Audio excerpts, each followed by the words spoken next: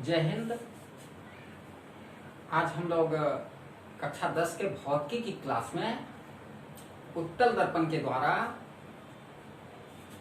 क्या प्रतिबिंब निर्माण की प्रक्रिया को पढ़ेंगे और उसमें प्रतिबिंब की स्थिति, प्रतिबिंब की प्रकृति और उसके आकार के बारे में बात करेंगे। और उत्तल दर्पण के सामने हम वस्तुओं को किन किन स्थितियों में रखते हैं जिससे प्रतिबिंब निर्मित होता है, प्रतिबिंब की स्थिति हमें प्राप्त होती है, उसकी प्रकृति हमें ज्ञात होती है और उसका आकार हमें ज्ञात होता है। तो इस तरीके से हम इन सारी बातों का अध्ययन करेंगे।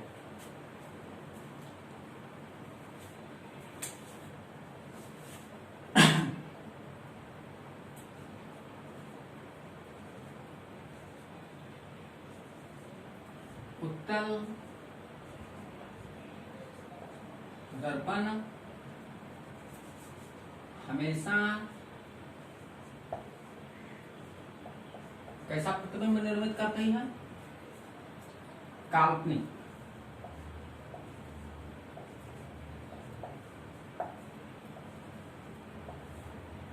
काल्पनिक प्रतिबिंब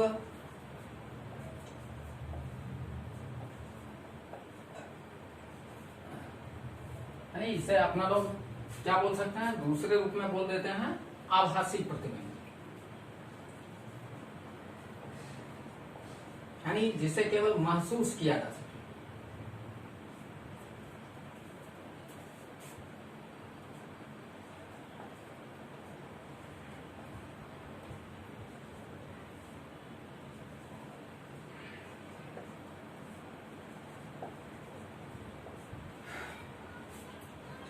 तो उत्तल दर्पण हमेशा हमें कैसा, किसी वस्तु का, यदि हम उत्तल दर्पण के सामने किसी वस्तु को रख देते हैं तो उत्तल दर्पण हमें हमेशा उसका कैसा प्रतिबिंब, काल्पनिक प्रतिबिंब बना करके देता है। तो उत्तल दर्पण में प्रतिबिंब निर्माण के अध्ययन के लिए हम लोग कक्षा 10 में वस्तु को दर्पण के सामने 3 स्थितियों में व्यक्त करके अध्ययन करते हैं। कि एक स्थिति कि जब वस्तु ध्रुव पर स्थित हो, दूसरी स्थिति कि जब वस्तु ध्रुव तथा अनंत के बीच स्थित हो, और तीसरी स्थिति कि जब वस्तु अनंत पर स्थित हो। तो इन तीनों वस्तु को दर्पण के सामने इन तीनों स्थितियों में रखने पर प्रतिबिंब कहाँ, कैसे और उसका आकार कैसा है, उसकी प्रकृति कैसी है, इन सब के बारे में प्रत्येक स्थिति के लिए हम लोग विवरण प्रस्तुत करेंगे। तो पहली स्थिति, जब वस्तु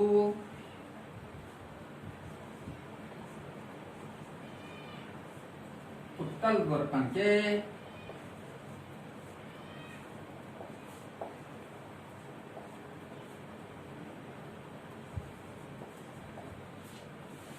ध्रुव पर स्थित होता है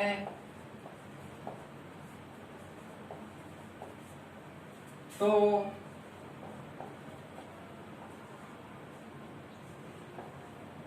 वस्तु का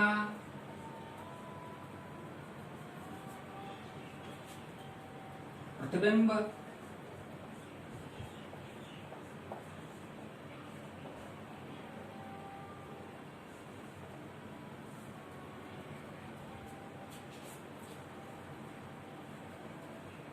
दर्पण के पीछे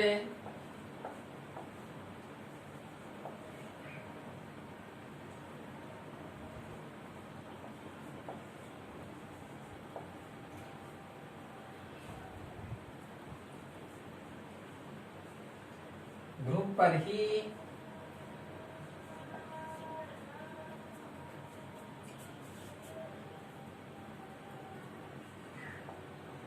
बन जाता है।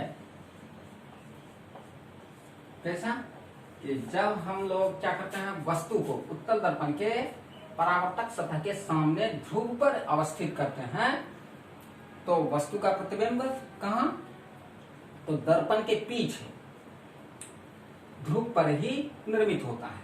तो ये तो प्रतिबिंब की स्थिति ज्ञात हो गई। अब देखिए प्रतिबिंब की प्रकृति कैसी होती है और उसका आकार कैसा होता है।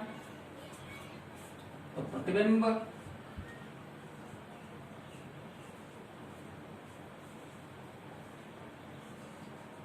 काल्पनिक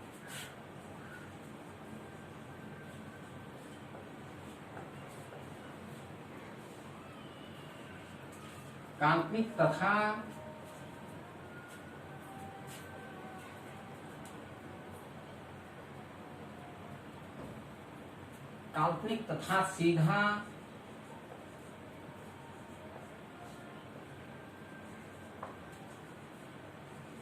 बनता है कि जिस स्थिति में वस्तु होती है उसी स्थिति में प्रतिबिंब बनता है। और प्रतिबिंब कैसा?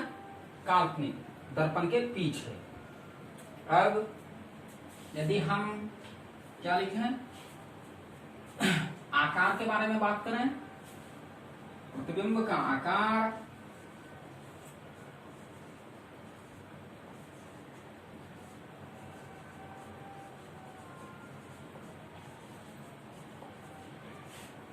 प्रतिबिंब का आकार वस्तु के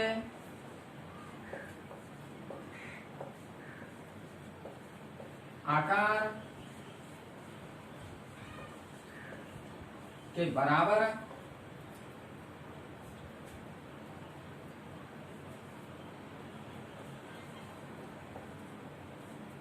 होता है। हमने क्या देखा, लिख लिया कि प्रतिबिंब की स्थिति कहाँ है, उसकी प्रकृति कैसी है और उसका आकार कैसा है। तो जब वस्तु को हम लोग क्या करते हैं, उत्तल दर्पण के ध्रुव पर अवस्थित करते हैं, तो वस्तु का प्रतिबिंब कहाँ, दर्पण के पीछे बना हुआ होता है। और प्रतिबिंब कैसा, उसकी प्रकृति कैसी होती है, तो प्रतिबिंब काल्पनिक और सीधा रहता है। और आकार कैसा, तो प्रतिबिंब का आकार वस्तु के आकार के बराबर होता है। तो हमने एक स्थिति में जब वस्तु को उत्तल दर्पण के ध्रुव पर स्थित करके देखा, तो वस्तु का प्रतिबिंब उत्तल दर्पण में कहाँ बना, कैसा बना और उसका आकार कैसा था, उन तीनों चीज के बारे में हमने देख लिया। अब इसको हम लोग चित्र के रूप में भी प्रस्तुत कर सकते हैं।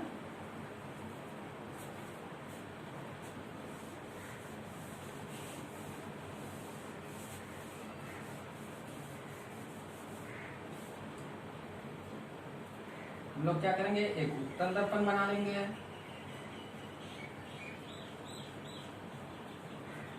उत्तल दर्पण कैसा होता है, वैसा दर्पण जिसका परावर्तक सतह उभरा हुआ हो और रचित किया हुआ सतह धसा हुआ हो।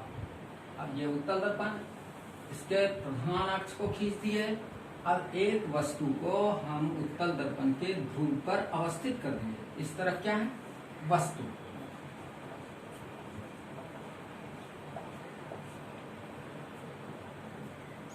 अब ये इतनी नजदीकी संक्रिया है कि हम इनके किरण आरेख की स्पष्ट व्याख्या नहीं कर पाते हैं। तो दर्पण के पीछे, इस तरफ परावर्तक सतह और इसके पीछे प्रतिबिंब।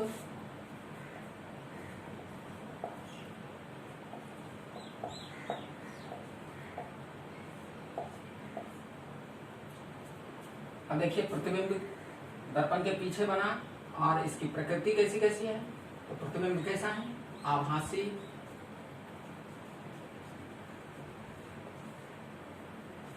यानी काल्पनिक। दूसरी स्थिति कैसी है कि वस्तु के अपेक्षा सापेक्ष, सीधा। और आकार कैसा है, तो वस्तु के बराबर। आकार वस्तु के बराबर।